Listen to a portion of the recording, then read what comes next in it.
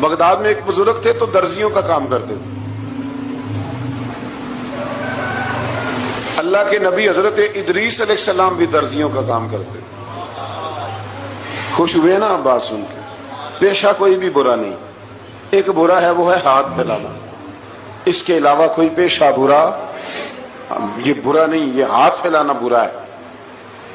حضرت شیخ محمد بن حسن کہتے ہیں کہ وہ بزرگ جو تھے نا، امام غزالی نے لکھا ہے، وہ درزیوں کا کام کرتے تھے تو اس زمانے میں نا کھوٹا سکہ بھی کبھی کبھی آ جاتا تھا.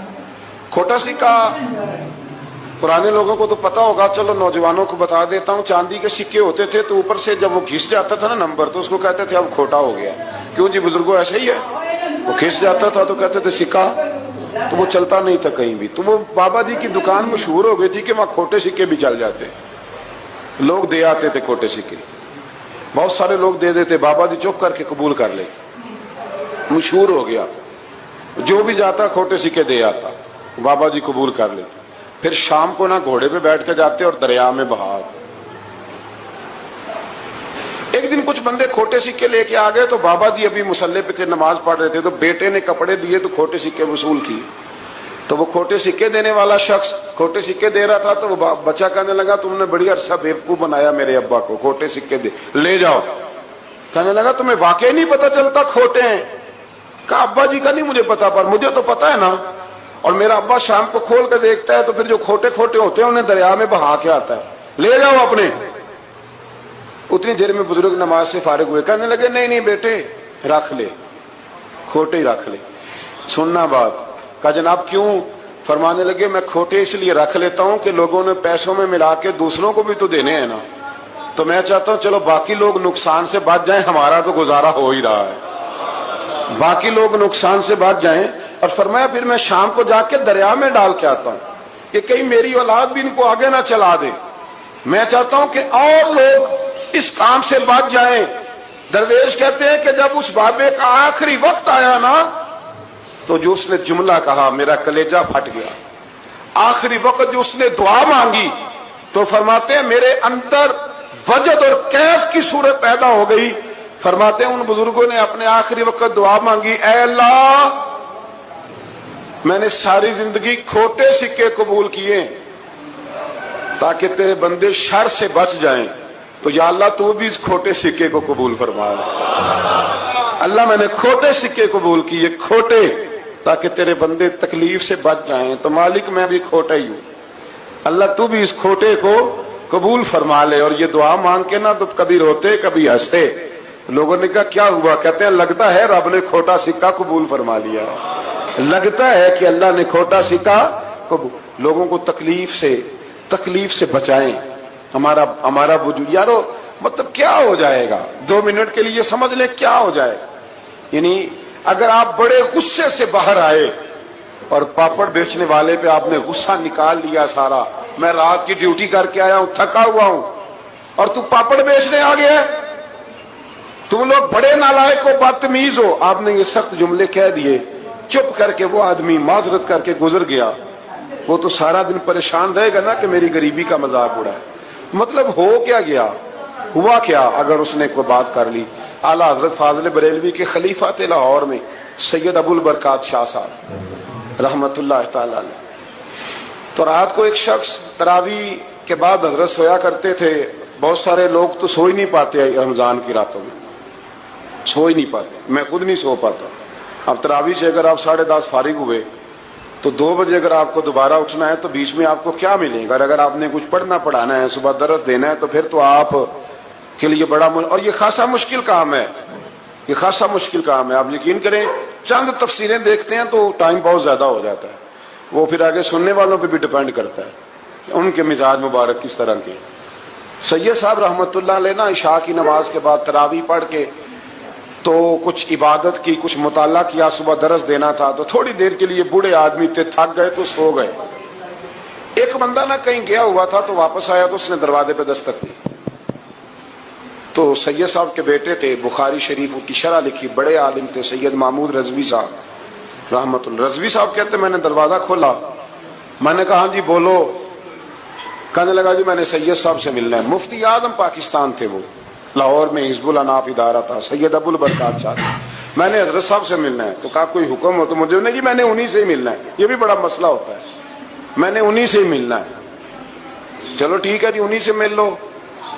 تو کہتے اتنی دیر میں نا سید صاحب بھی اٹھ کے آ گئے، محمود کون آیا؟ تو اس نے کہا حضور میں آپ کا ایک عقیدت مند ہوں، تو میں کہیں گیا ہوا تھا تو ابھی واپس آیا ہوں، تو مسئلہ نا کئی دفعہ پوچھنا کرتا ہوں تو بھول جاتا ہوں، ذرا بات کی نزاکت کو دیکھنا، بھول جاتا ہوں، تو یاد آیا تھا تو میں نے کہا چلو ابھی پوچھ آتا ہوں، گزر رہا تھا یہاں سے، میں پوچھو۔ کہنے لگا جی پوچھنا یہ تھا کہ جس نے فرض جماعت کے ساتھ نہ پڑھے ہوں رمضان میں، تو کیا وتر جماعت سے پڑھ سکتا ہے؟ مسئلہ پوچھنا تھا۔ علامہ محمود رضوی صاحب کہتا ہے مجھے بڑا ہی غصہ آیا، میں نے کہا کہ پتہ نہیں کوئی اس وقت مشکل آ گئی ہے جو رات کو آیا ہے، کسی وقت انسان رات کو طلاق دے بیٹھتا ہے، کوئی ایسی بات ہو جاتی ہے تو عالم کے دروازے پر، یہ تو عام سا مسئلہ ہے، سویرے بھی پوچھ لیتا۔ اتنی تکلیف دی اس نے، کتنی بڑی اذیت ہے، اور ایسے ہوتا ہے، ہم نہیں احساس کرتے کہ یار تھوڑا سا دیکھ لیں، ماحول کو دیکھ لیں، طبیعت کو دیکھ لیں۔ مجھے بڑی اچھی طرح یاد ہے کہ میں نے ایک دفعہ نا ایک عالم سے مسئلہ دریافت کیا، وہ ہمارے استاد تھے، تو مجھ پہ ناراض ہوئے، میں بڑا پریشان ہوا کہ پوچھی تو میں نے دین کی بات تھی، تو استاد ہی ناراض ہو گئے۔ استاد واپس آیا تو تجھے کہنے لگے تمہیں پتہ ہے میں شوگر کا مریض ہوں، میں بڑی تکلیف میں تھا، اور میں نے نماز کے لیے میں جلدی کیوں اٹھ کے چلا گیا تھا، میں نے ایک روٹی کھانی تھی، مجھے کچھ ہو رہا تھا، تو اب میں اگر تجھے انکار کرتا دین کی بات، تھوڑا دیکھ لیا کرو، مزاج کو سمجھ لیا کرو، تم سمجھتے نہیں، احساس نہیں پیدا کرتے۔ وہ بڑی اس وقت چیز سمجھ میں آئی کہ کچھ چیزیں ایسی ہوتی ہیں ہر وقت انسان ایک موڈ میں نہیں ہوتا، آپ سمجھیں، بہرحال جو بات کرنا اس کو سمجھیے گا۔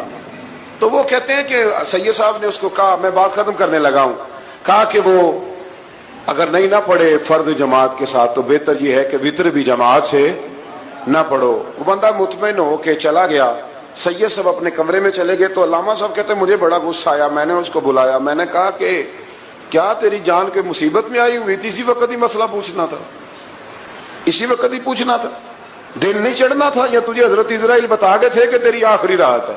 کہتے میں نے پورا غصہ نکالا اس پر، میں نے کہا تو بڑا ہی بیوقوف آدمی ہے، بوڑھے آدمی ہیں، اور بڑی مشکل سے نیند آتی ہے، آ ہی گئی تھی تو آ گیا ہے۔ کہتے میں غصہ کر رہا تھا تو سید صاحب آ گئے، تو آ کے مجھے ڈانٹا، چپ کر، اس طرح کسی کے ساتھ بات کرتے ہیں؟ پھر اس کو کہنے لگے بھائی معاف کرنا، یہ ابھی بچہ ہے، اسے پتہ نہیں۔ کہتے ہیں پھر مجھے کمرے میں لے گئے اور بہت بڑا ہی جملہ کہا، اگر آپ اپنا کلیجہ ٹھنڈا کرنا چاہیں نا تو اس طرح بھی کر سکتے ہیں، بہت بڑا جملہ کہا، کہنے لگے معبود مسئلہ تو میں نے بتایا، تمہیں کیا تکلیف ہوئی؟ اور پھر فرمانے لگے شکر کرو اللہ کا، اس دور میں بھی کوئی دین کی بات پوچھتا ہے، شکر کرو اللہ کا، اس دور میں بھی کوئی دین کی بات پوچھتا ہے، شکر کرو اللہ کا کوئی دین کی بات پوچھتا ہے، ورنہ تو لوگ پوچھتے ہی نہیں۔ تو اگر آپ خوش کرنا چاہیں اپنے آپ تو آپ سائیکل والے پہ غصہ کرنے کی بجائے یہ بھی تو کہہ سکتے ہیں نا شکر ہے رزق حلال کما رہا ہے، مانگ کے نہیں کھاتا، شکر ہے یہ محنت کر رہا ہے اپنی۔ تو آپ اپنے ذہن کو اس طرح کا بنائیں، سوچ کو اس طرح کا بنائیں۔ آج اس جمعے میں ہم نے ارادہ کرنا ہے کہ ہم نے آسانیاں دینے کی کوشش کرنی، ہم نے لوگوں کو تکلیف نہیں دینی، ہم نے کسی کو آزمائش میں مبتلا نہیں کرنا، ہم نے کوئی ایسا کام نہیں کرنا جس کی وجہ سے لوگ سمجھیں کہ یہ آدمی بوجھ بن گیا۔ کبھی بوجھ نہ بنے یارو، کتنا بدبخت ہے وہ آدمی جس کے مرنے کی لوگ دعا مانگے، اس کے مرنے کی۔ حضرت عبداللہ ابن مبارک کے پڑوس میں ایک یہودی رہتا تھا، یہودی تھا، یہودی۔ حضرت عبداللہ ابن مبارک مکان بیچنے لگے، حضرت عبداللہ ابن مبارک کا پڑوسی مکان بیچنے لگا، وہ یہودی، تو کہا تو کہا کتنے کا؟ 2000 دینار کا، 2000 دینار۔ تو انہوں نے کہا کہ اس گلی میں اس محلے میں تو 1000 دینار کا مکان ہے، تو تیرا 2 کا کیوں ہے؟ کہنے لگے 1000 میرے مکان کا اور 1000 عبداللہ ابن مبارک کے پڑوسی ہونے کا، اس لیے کہ اتنا شاندار پڑوسی تمہیں کبھی نہیں ملے گا جس کی ہم نے کبھی آواز ہی نہیں سنی۔ 1000 روپیہ لوں گا ان کے پڑوس میں جگہ دینے کا، 1000۔ تو وہ شخص کہنے لگا یہ تو نے عجیب بات کر دی، حالانکہ تو یہودی ہے، یہ تو نے عجیب بات کر دی۔ تو کہنے لگا 3 دن میری گلی میں آ کے رہ، تو دعائیں مانگے گا کہ یا اللہ میں یہیں رہنا چاہتا ہوں، تو دعائیں مانگے گا کہ اتنا اچھا انسان، اتنا خیال رکھنے والا، اتنا خیال